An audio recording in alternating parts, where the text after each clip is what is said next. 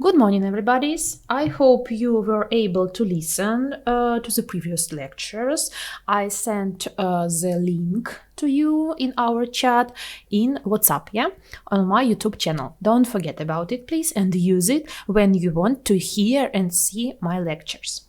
In past lectures, we discussed with you vibrations, oscillations, waves, sound, the structure of our ear, the conduction of sound through our organ of hearing, infrasound, sound research method in medicine.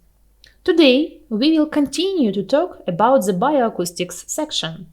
Namely, let's talk about ultrasound today. We all heard this word. Someone may have been at the doctor's appointment and you had an ultrasound examination of internal organs. I think you did it. But the question is, do you know the physical foundations of ultrasound? What is it? How can we characterize it? How can we describe it? As before, let's start talking about ultrasound with the definitions and what is it all about. Let's see. The definition of ultrasound. Ultrasound is longitudinal mechanical waves with frequencies from 2000 Hz to the 10 to the power 9 to 10 to the power 10 Hz. The upper limit of the ultrasound frequency is determined by the intermolecular distance and depends on the type of substance, its aggregate and thermodynamic state. In the figure on the slide, in this scale, this is a scale of ultrasound or sound waves frequencies, you can see the diagram of ultrasonic range. This is the ultrasonic range. At the same time, the frequencies that animals hear, but humans don't hear, and the frequencies are used in chemistry. You can see they are in the green part. This is frequencies which we can't hear, but for example, animals can hear. Maybe dolphins, we said about it, maybe dolphins, maybe insections, different insections, for example. And then the second part, the frequencies that are used in medicine for tissue destructive, and treatment. They are in yellow part. You can see the number of ultrasonic waves is more than 20,000 Hz, near megahertz. So the last part is the maximum frequencies that are used in diagnostic without destroying the tissue structure. You can see is the non-destructive evaluation. These letters, don't forget. So, and now you and I must determine what sources and receivers of ultrasound exist in life. Let's start with the sources. Sources of ultrasound can be divided into two large groups. It's like a cake in half. We discussed an example with a cake in our first practice lesson.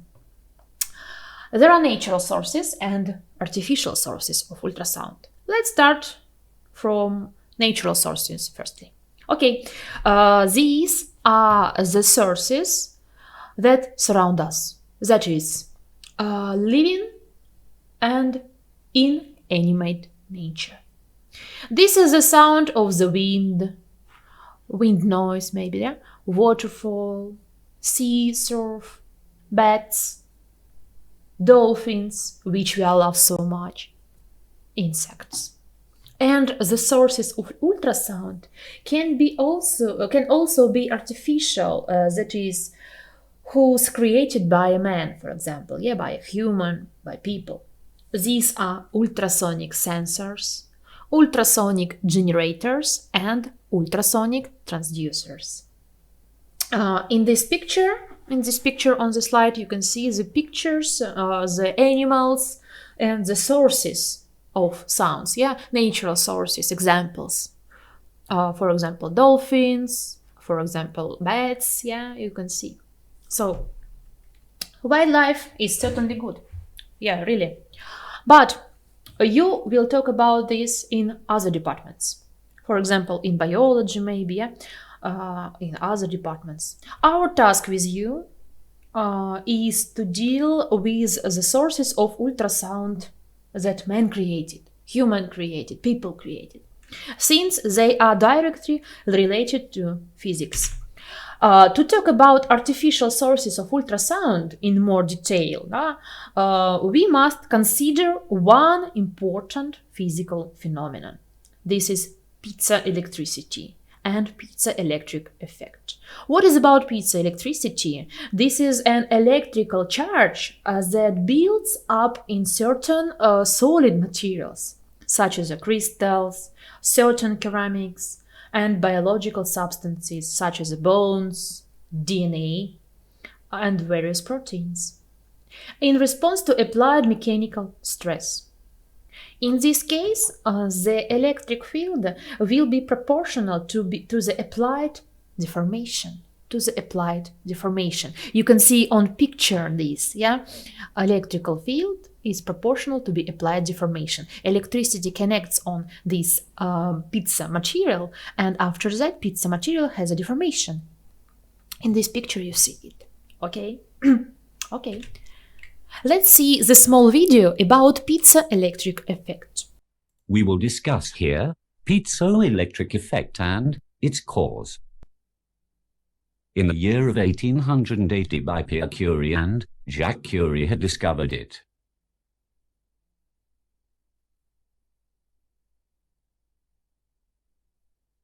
They found that when a mechanical stress is applied on crystal of certain materials, electrical potential appears across the materials. They also found that this electric potential is proportional to the applied stress. This is known as piezoelectric effect.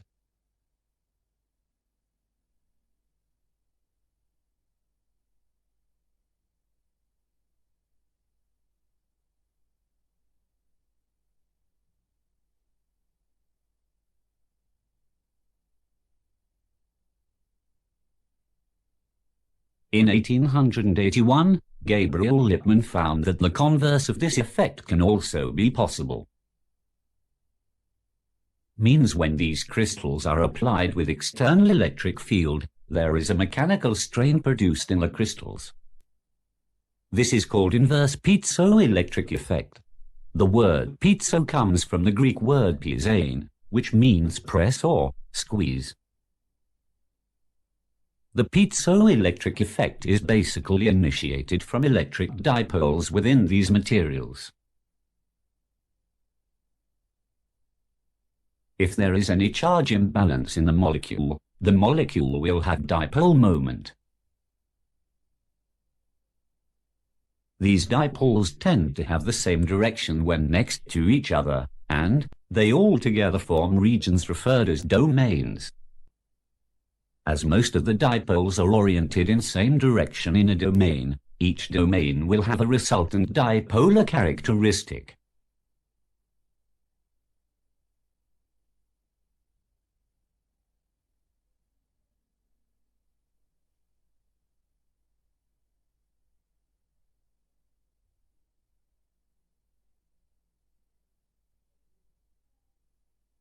Although each domain has its own dipole moment, but, as a whole, a piece of crystal is non-polarized. This is because domains are randomly oriented in the crystal.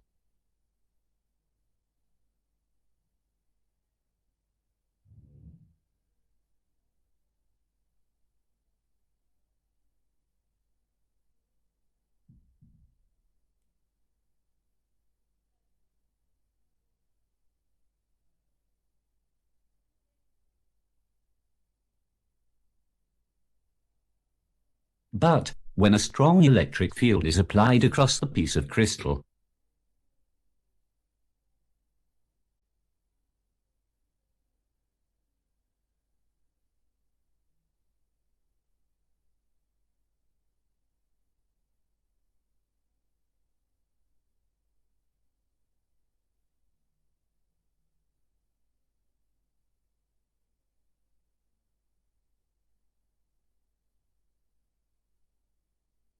Not all, but many of the domains orient themselves in the direction of applied field.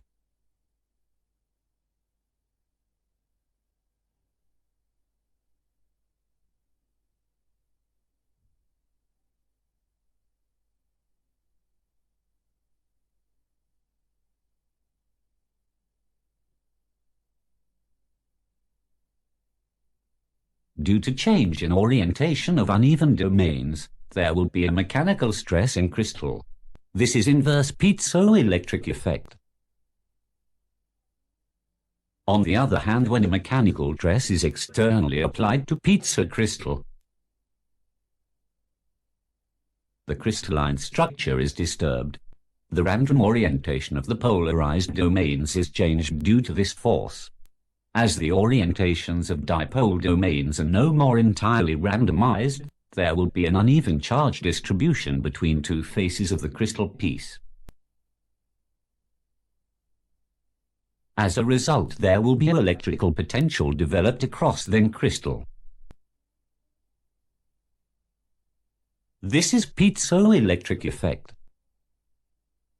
If the applied mechanical stress is increased, the change in orientation is more and, hence, more electricity is produced.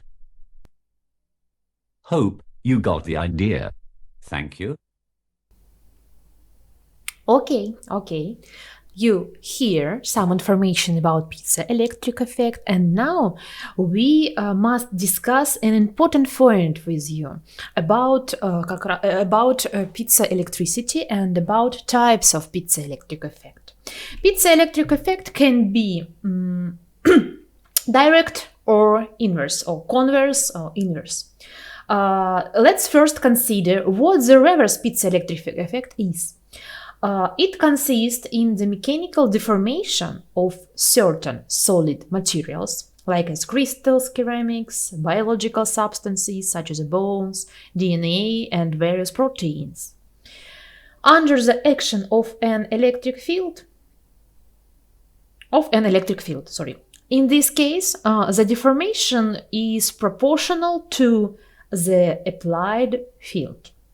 But maybe you ask, what does ultrasound have to do with it? And everything is simple. And in order for you and me to receive, or if we already use the competent language of physics to generate an ultrasonic wave, we just need the phenomenon of inverse piezoelectric effect. Let's see, And how does this happen? As I said earlier, the inverse piezoelectric effect is the mechanical deformation of some solid materials under the influence of an electric field. That is, mechanical deformation creates stress. Next, let's look at the diagram and this picture. Under the action of an alternating electric field, a plate or rod made of a piezoelectric material, maybe quartz or tourmaline, deforms. Now, piezoelectric material deforms, vibrates, and emits mechanical waves, the frequency of which corresponds to the frequency of ultrasound. So we received an ultrasonic wave with you. Let's do it again. Let's talk about again. We have an ultrasound generator. A generator is a device that is capable of generating something. The ultrasound generator must have a piezo material, and you and I act on this piezoelectric material with an alternating electric field. What happens to a piezo crystal? That's right. It begins to deform, vibrate, and emit happens to a piezo crystal. To mechanical waves, emit mechanical waves, the frequency of which corresponds to the frequency of ultrasound. Let us now consider the phenomenon of direct piezoelectric effect. Upper part of this, upper part. If you and I think and reason logically, it turns out that words are reverse, opposite, means by opposite phenomenon. Let's figure it out. The direct piezoelectric effect is used in ultrasound receivers. The phenomenon of direct piezoelectric effect is that during mechanical deformation of the piezoelectric material, opposite charges appear at their boundaries, which leads to the generator of an electric field. Under the action of ultrasonic waves, forced vibrations arise in the material, which lead to the appearance of an alternating electric field. In this case, the corresponding voltage can be measured, this electrical signal. This means that you and I can analyze the effect of ultrasonic wave on a substance or your body, and as a result get an image on a computer screen. That is, the opposite is true, as I told you. Now let's turn to medicine and consider one important process that is also associated with piezoelectric effect, piezoelectricity. This is bone remodeling of bone tissues. Bone tissue remodeling is a continuous process of bone tissue renewal. The complete renewal cycle is 25 years on average. Renovation is carried out by specialized cells of two types. There are osteoclasts. This is the cells that destroy worn out bone tissues, and osteoblasts. This is cells are bone tissue building cells and made of renewed material, or cells builders, we can say. There are cells destroyers and cells builders, and they must work together step by step. So, bone stretching deformations cause the appearance of a positive piezoelectric potential in the bone plates. Due to this, osteoclasts are destroy worn out bone material, and then, after a while, activate osteoblasts, which build the new bone tissue. Compression deformations of the bone cause the appearance of a negative potential, which additionally activates the work of osteoblasts to synthesize new bone material from the products of resorption performed by osteoclasts. So you can see, you should understand that must be different potential for activate different cells. So, in the absence of physical activity and the accompanying deformations of the bone, there is a zero piezoelectric potential. At zero piezo potential, osteoclasts are stimulated, and in addition, the excretion of salts from the bone. So, it's well known that the lack of adequate physical activity during long-term space flights created serious problems for the musculoskeletal system of astronauts. In the 19th century, Wolff's law was formulated, which states that the bone of a healthy person or animal adapts to the stresses to which it's subjected. It can be summarized as follows. Cycles of stretching and compression create a small electrical potential that stimulates bone deposition and increases density at stress points or at points of stress. This is the Wolff's law. Wolff's law can describe us about difference between astronauts and us. For example, people who can go on our planet with force of with gravitation force, with gravitation force and without gravitation force. So we have the mechanical stress on our planet and without mechanical stress on astronauts. So now we will return with you to ultrasound and talk about the reflection of ultrasonic waves at the interface between two media. So this is the main information. This is a physics information and physics information about using ultrasound in medicine, using ultrasound in diagnostic of our body, of our internal organs. So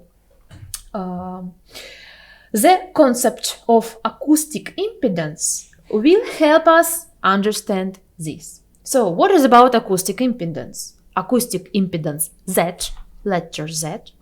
This is, or maybe we can say this is the characteristic impedance. This is the resistance to the passage of sound through a material, which we calculate according to this formula, where we should multiply density, letter rho, Greek letter rho, on velocity v. On velocity v. Velocity or speed of wave. Speed of wave. So, the differences in acoustic impedance determine the fraction of intensity reflected at the interface between the two media.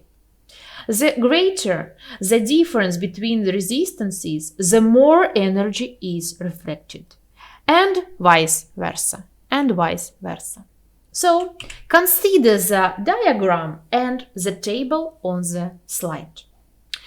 Let's start from the table. In the table, you can see the values of ultrasound wave velocity and the corresponding acoustic impedance for some body tissues. But we will analyze the scheme in more detail. Let us consider with you a situation when we have two media of different density.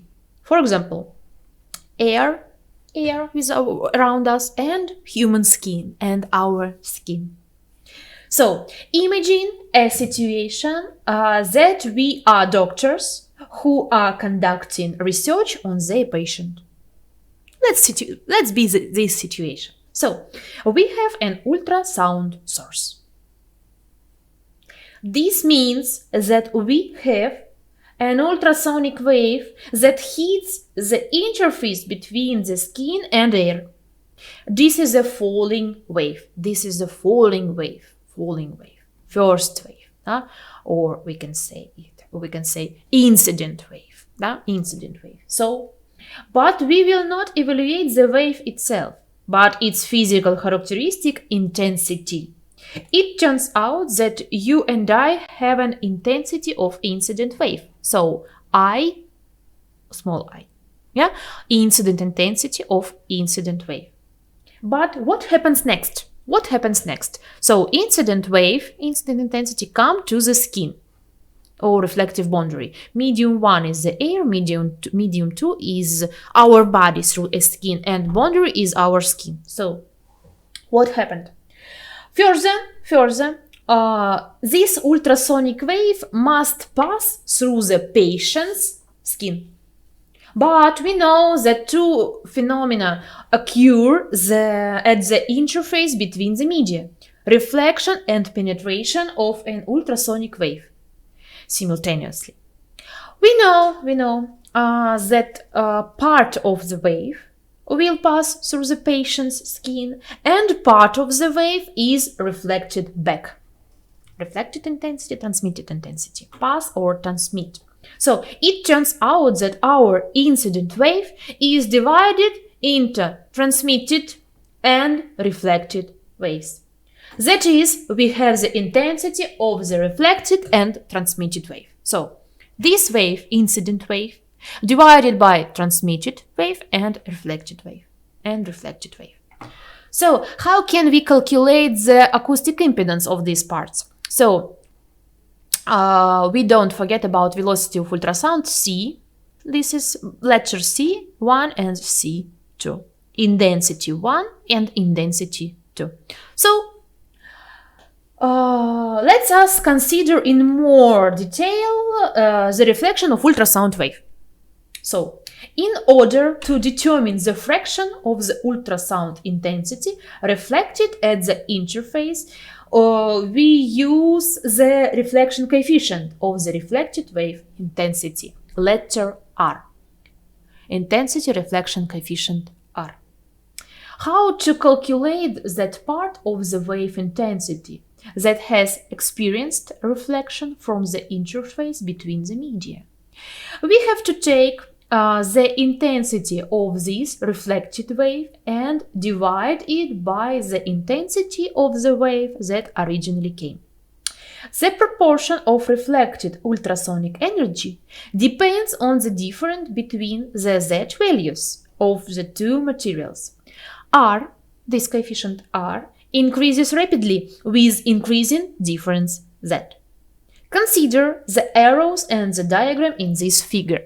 We have blue part. This is incident wave, incident intensity of wave, or intensity of incident wave. It divides on two parts. First part is transmitted part, red part, and green part is reflected part. So let's move on to the last wave. In order to determine the fraction of the intensity of ultrasound that has passed through the interface between the media, we use the penetration or transmission coefficient of intensity of the transmitted wave, the letter beta, Greek letter beta. So how to calculate that part of the wave intensity that passed through the interface between the media? We have to take the intensity of this past wave and divide it by the intensity of the wave that originally came. Consider the arrows and the diagram in figure. Pay attention to the formula and the relationship between the penetration coefficient and the reflection coefficient. So let's see. How can we calculate the beta coefficient? We should take the intensity of transmitted wave and divide it by intensity of incident wave. So how can we calculate it? We know that transmitted part is the incident part minus reflected part. So minus reflected part, green part. Divide by intense part. So after that we have 1 by incident of reflected wave divided by incident of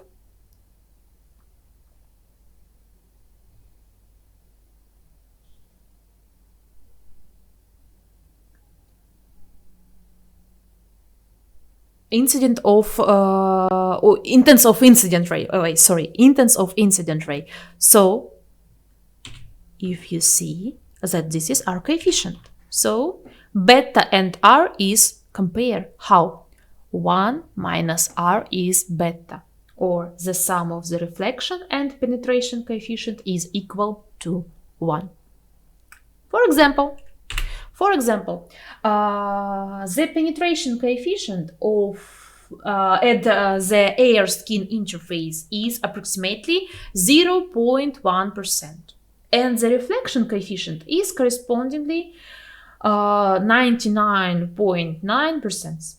Therefore, if an ultrasound emitter is applied to a person's skin, then ultrasound does not penetrate inside because it almost completely reflected from the thin layer of air between the emitter and the skin.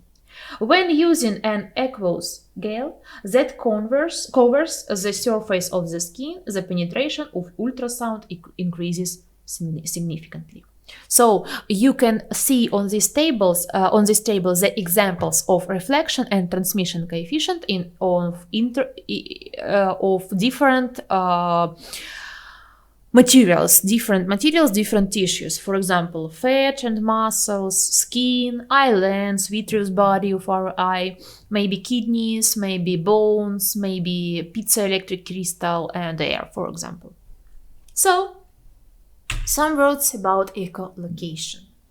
Echolocation is based on the phenomenon of ultrasound reflection from the interface between two media. Echolocation is a method of localizing discontinuities in environment. For example, ultrasound waves have a high reflectivity on the surface of hollow organs, which is used in diagnostic methods. Echolocation is the process of determining the position of distant or invisible objects using sound waves reflected by objects back to the emitter. An example of the use of echolocation in medical equipment. This figure shows a diagram of a one-dimensional ultrasound diagnostic device for echoscopy. The echogram is formed as follows. Any ultrasonic pulse of the emitter passes through the body, partially reflected in the opposite direction at each of the interfaces of adjacent structures. So, each pulse of the ultrasonic emitter generates several reflected ultrasound pulses. And on the next slide, in our example, on the diagram on the left part, echoes from four reflective surfaces are clearly distinguishable from the abdominal wall, from the front of organ and from the back of organ, front and back, and from the spinal bone. So, in the two-dimensional case, it's not the duration of the delay of the reflected echo signals that is relevant, but their intensity. The higher the intensity, the greater the brightness of the monitor glow. You can see this example on this echogram. So, next, when sound propagates, there is always an irreversible transition of sound energy into heat. In a homogeneous environment, the sound intensity decreases according to Burger-Lambert law. Consider the formula on the slide. I is I0 multiplied on E exponent, in the power minus gamma x. What is about x? This is the path length of the wave in the absorbing medium. What is about I0? I0 is the wave intensity at the entrance to the absorbing medium at the point x0. What is about gamma? The sound absorption coefficient. Its value depends on the density and viscosity of the medium and on the frequencies of the sound waves. And you can see on the graph d half, or 1 divided by 2. What is this? This is a depth of half absorption. Depth of half absorption. Don't forget about this number. This is the depth at which the wave intensity is halved. So, let us now consider a table based on the material received. The table shows the coefficients of sound absorption and the depth of a half absorption for some tissues of our body. From the data in the table, we can see that it's easiest for ultrasonic waves to pass. They go deeper through the blood, muscle tissue, adipose or fat tissue, which is important for the doctor. Thanks to this, the doctor can calmly assess the state of the internal organs of a person. But the bone tissue limits our access. With the help of ultrasound, we can't assess the state of the brain of an adult because the brain is completely surrounded by bones. You can see. So, let's now look at the some features of ultrasound or particle qualities. So, it's important to know the strong dependence of the attenuation coefficient on frequency because a wide frequency range is used in medicine. The higher the vibration frequency, the faster they dampen. Ultrasonic vibrations decay much faster than audible sound, and high-frequency ultrasound is absorbed more strongly than low-frequency one. The higher the frequency of ultrasound, the smaller the size of the parts we can distinguish in the study, the higher the resolution of the device. But with an increase in the frequency of ultrasound, absorption increases, and therefore the depth at which structures essential for research can be reduced. Thus, the ultrasound frequency is chosen to combine sufficient resolution with the desired depth or required depth. So, the examples. For example, for thyroid gland located directly under the skin in the neck, our neck, ultrasound radiation with a frequency of 7.5 MHz is used. And for examining the abdominal organs or abdominal cavity organs, the frequency of 3.5 to 5.5 MHz is used. Taking into account the thickness of the fat layer, for thin children, you can use frequency of 5.5 MHz. For full children and adults, the frequency 3.5 MHz is more acceptable. But in ophthalmology, for example, and in the study of superficially located vessels of our body, ultrasound up to 15 MHz must used. Not only is used, must used for best seeing. So, having said about the feature of examining internal organs using ultrasound, we should not forget that blood is the body's medium that transmits ultrasound well. And blood is constantly moving in our body. It circulates through the human cardiovascular system. But you don't forget that the blood is the main part of our body. Without blood, our organs can't live because blood carry the oxygen and nutrition to our organs, and after that get out carboxygen and go and carry it into lungs. So don't forget about it.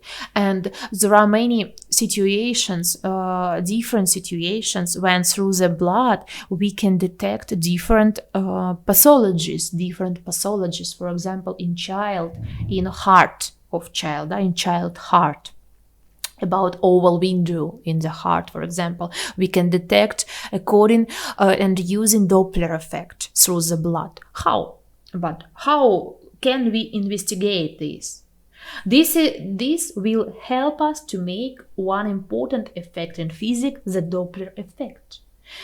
The Doppler effect is the change in frequency or wavelength as the source and receiver of a sound move relative to each other. If the sound source approaches to the observer, then the frequency of the received sound increases, and the sound is perceived higher. Conversely, when moving away from us, the sound seems lower due to a decrease in its frequency. Again, let's see the video about Doppler effect. The Doppler effect. In Sheldon's words, it's the apparent change in the frequency of a wave caused by relative motion between the source of the wave and the observer. The Doppler effect is perhaps best explained visually. So here's a thing that is emitting waves. It could be a fire truck emitting sound, it could be a star emitting light, it could be a duck creating ripples on a pond. Those are all waves, and they all look something like this. We see the Doppler effect happening when the thing that is emitting waves moves. In the direction it's moving, the wavefronts bunch up, and behind it they spread out. If our object is moving towards a stationary observer, these bunched up waves are observed at a high frequency, and if the object is moving away from a stationary observer, the waves are observed at a lower frequency. So that is the Doppler effect, the apparent change in the frequency of a wave caused by relative motion between the source of the wave and the observer. It makes sense, but it gets interesting when you consider some of its applications. So let's say you are standing in the middle of a road. That's you, and a car drives past you very fast. As it does so, it honks its horn, because you're standing in the middle of the road. The horn to you might sound something like this. So it starts at a high pitch and moves to a lower pitch, even though from the driver's perspective, the horn is playing the same pitch the entire time. So what's going on?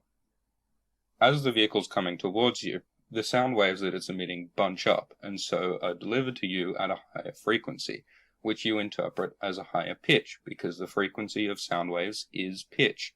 And then when the vehicle passes you and is moving away from you, the sound waves spread out, and so you hear them at a lower frequency, a lower pitch. So that's how the Doppler effect works with sound. It also affects another kind of wave, light. So let's say you look out your observatory and you see a star. Just like the car's sound waves, if the star is moving towards you, even just a little bit, the light waves that it emits will be bunched up, meaning that you see the light at a higher frequency than it actually is. Frequency in sound is pitch, so what does it mean for light? Well, if we look at our handy pocket electromagnetic spectrum chart, we'll see that a small change in frequency for visible light will change its color. Higher frequency light waves means bluer light, and lower frequency light waves means redder light.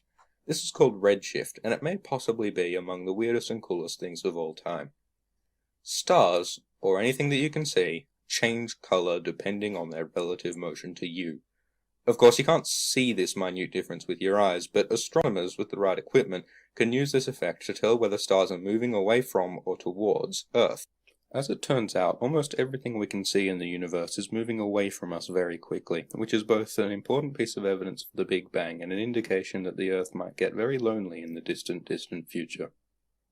Thanks for watching this video. Let me know if you got something out of it. Bye.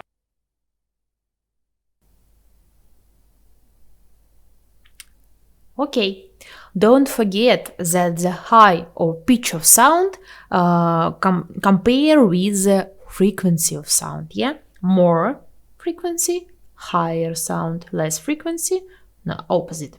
So, and what is about Doppler in medicine? Doppler effect in medicine, how can we use it in medicine? And the Doppler effect is used to determine the speed of sound, of blood flow, the speed of blood flow. Ultrasonic waves are reflected from erythrocytes with a charge frequency.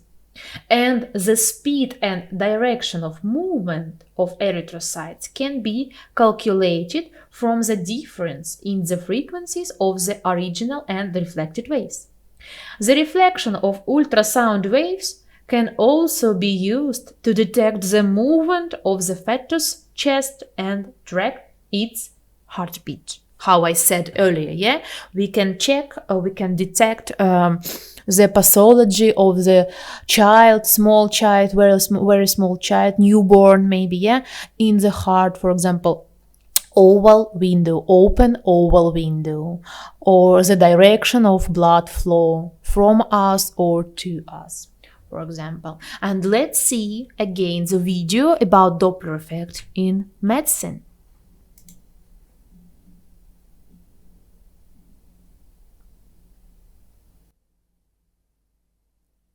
Three factors determine the resistance to blood flow in a vessel: diameter, or radius, length, and the viscosity, or thickness of the blood.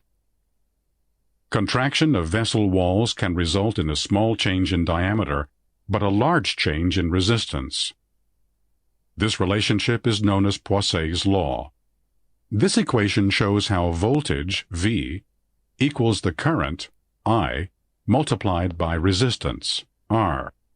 Ohm's law can be related to fluid flow, where the voltage difference is the pressure gradient, P, resistance is the resistance to flow, R, from the vessel, and the current is the blood flow, F. Doppler frequency, or Doppler shift, is the change in the frequency of sound waves that occur as they are reflected off a moving object. A real-life example is how you hear a siren as an ambulance is driving towards you, and how the sound changes as the vehicle travels past and away from you. This is how the principle of color Doppler works when studying blood flow and the movement of red blood cells.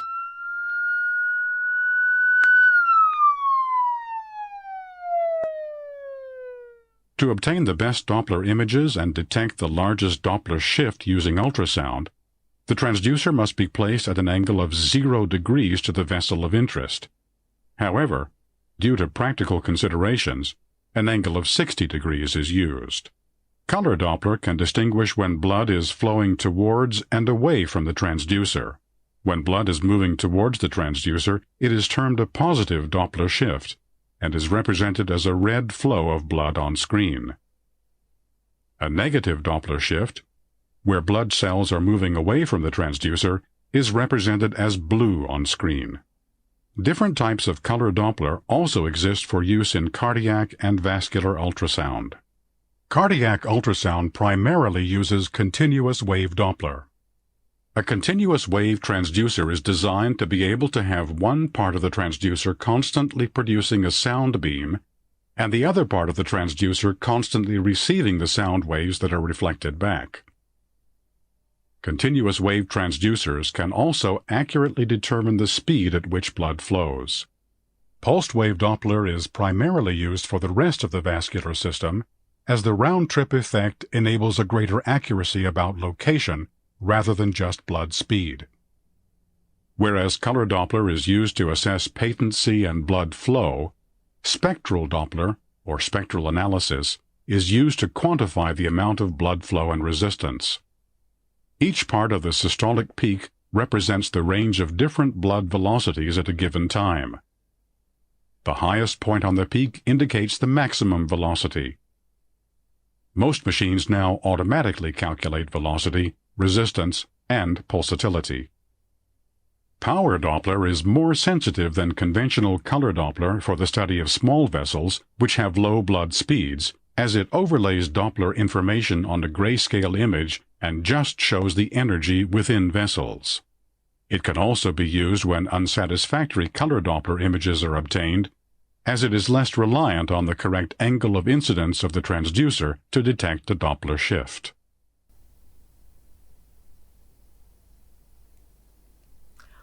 Okay. And it was the last lecture about bioacoustic.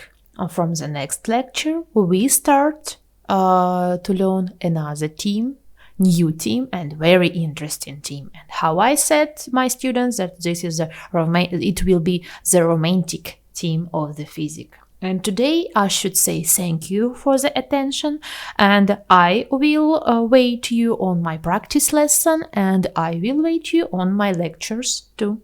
Thank you.